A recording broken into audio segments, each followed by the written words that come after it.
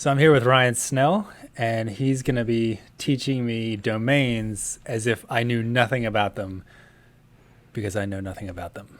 So where do we begin, Ryan? In order to start using domains on our platform, you first have to purchase one through a registrar. Common ones are like GoDaddy or name.com or, places like that. And you just bought one in under 5 minutes for this video, right?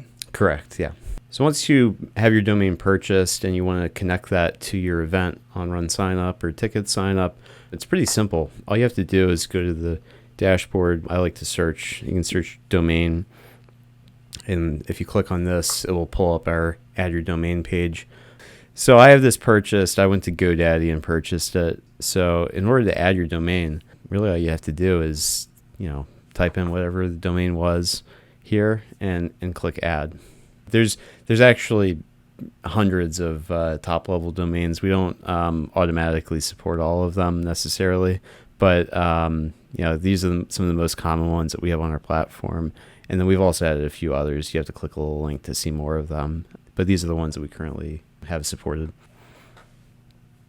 Kind of let that process. So after we added our domain, there's multiple steps in order to get it to be real. So one of those steps is ownership validation. In order to do this, we have to add TXT records. So let's go here and add a record. So let's say TXT record, that's the type. We have these handy little clipboard buttons, which I recommend people use. That's the subdomain that we're using for our ownership validation here. We have to do 2 of these records, one for the root and one for the www subdomain. That's why we have 2 of them. So once we have these added, all you have to do in GoDaddy here, I added both of them together. I'm going to hit this Save All Records button. And then that will go through DNS. I will say DNS records can take up to 48 hours to propagate through the internet. They don't always. I mean, sometimes they work pretty fast, but different registrars have different ways of updating them, and sometimes they may take a long time. So just want to caution people about that.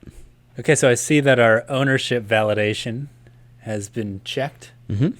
Now the next step is RunSignup's actually going to go install that domain. We do this automatically. We actually only run this during roughly East Coast daylight hours, just in case something happens while we're all sleeping, because we're actually refreshing some of the servers in the background. And so when we're done with this, then it will be ready to accept traffic. This process can take up to 30 minutes. All right, so I see that the RunSignup installation has finished, and now we're ready for client installation. Correct. Yeah. So now the next step is, now that we're completely ready for traffic, is to actually start driving traffic to our platform for your domain. And that's done through these A and C name records for our root domain. And so this is similar to how we did the TXT records. And we're going to take this information and kind of plug that in to our domain registrar's DNS zone editor. Again, we're using GoDaddy in this example. So I can go over here and I can add record. We're going to add 2 records. So I'll get that set up here. We're doing an A record. And we're doing a C name record. Again, I recommend people use our little handy copy buttons to make sure that you're not going to make a mistake. @ symbolizes the root. So we're going to type in @. The value is going to be one of our IP addresses. So we're going to put that in here. And for our C name, or canonical name, it's going to be www in this example. And we're going to point that to custom.runsignup.com. Now that we have that set up here, all I have to do is hit Save All Records in GoDaddy. And what happened here with the error we're seeing? So this is a common error that people might see, and so this is actually quite good. What we've done is, although we purchased the domain, our registrar happened to have different plans for us. And so they added some other records down here that we actually need to clean up before we go through with this. So we have a C name of www. That's going to conflict, so I have to delete this. As well as an A record for @, which redirects to parked. We also need to delete this. And what is parked? Parked is kind of like a term for domain registrars to say that you own the domain, but there's no content. It's basically a way for them to advertise on your domain without you having any content on it. And then that first one you deleted, I'm guessing that was just like It's similar to what we do, so it would also have been parked. it was kind of like a placeholder page that they made. Yeah, Yeah, so like, if you go there, they're gonna have their own little ad on, hey, go buy a different domain from us. So now that we have those cleaned up, now we can go back up here and click Save All Records, and that should go through. Again, DNS records throughout the internet can take a long time. I often say 48 hours. Doesn't always happen, but sometimes I've seen it where it can take a very long time. So just be patient sometimes. So now that our DNS records are set up in the zone editor for our registrar, that's mostly all we have to do for this step. We're going to check automatically to see if you installed them correctly every half hour. But in the meantime, it's totally possible that your domain might be up and running. So, I recommend people make sure that this says complete.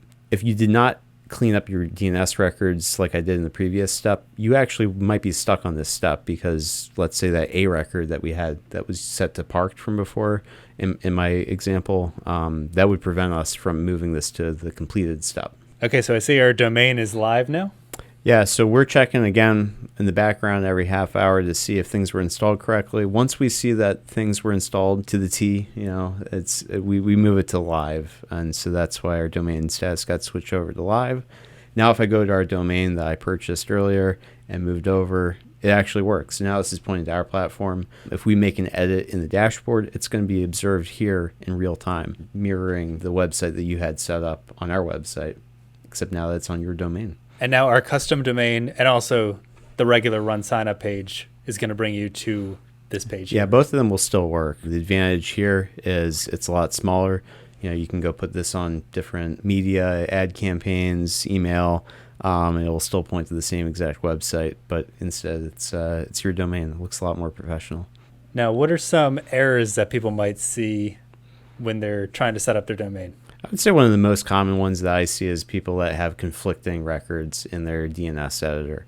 Example that we had earlier, right, was when we go to edit our domain, GoDaddy has a bunch of stuff in here by default, and likely other DNS editors do the same thing. I had to delete an A record that they had set up. I had to delete a CNAME record that they had set up. So before we add them, it wouldn't hurt to double check and delete some of those that might be conflicting when we're setting up the client installation step. So if somebody's stuck on the domain setup step, go into your DNS editor at your domain registrar and take a look at the combination of the type as well as the name or the host. Sometimes they'll call it a host, and make sure that only the records that we have match that. And if you have duplicates, clean up the ones that we don't have listed in our setup page. And what happens if somebody, instead of using the little copy buttons that we have, they accidentally type something wrong? Yeah. So especially on those TXT records, I mean, you can even see it here right at the bottom. It's a long string. And so if you get that incorrect, even by one character, it doesn't matter. It has to be 100% correct. That's going to not work. Now, are there any other errors that we typically see with domains? There's two other types of errors that I see that happen quite a bit. One, not really an error, but let's say someone put on a one-time event and they decided they're not doing it again. From our perspective, we see that, which is fine. Like, let's say the event doesn't exist anymore. They didn't renew the domain. That's an obvious one. If you want to keep your domain, you just got to make sure you're paying your bill on the domain registrar to keep it alive. The other one is going to be if people go into their DNS editor and they start making edits. That's another thing I see a lot. People might go in, they might delete that A record thinking it's not actually needed. But if they do that, people that type in your root domain for the first time, it's not going to go anywhere. Although your www might work, the root's not going to work. The consequence of that is we're not going to be able to get a new SSL certificate for you. And we don't want that because we want your domain to be up and running. So once you have things set up, basically leave those A and C name records alone. That will give you a better experience and make sure that your domain stays up healthy for the lifetime of your event. Well, thanks, Ryan. Thank you, Andrew. Thanks for being our expert on domains. I guess you could call me a domain expert. Get the subject matter expert in here next.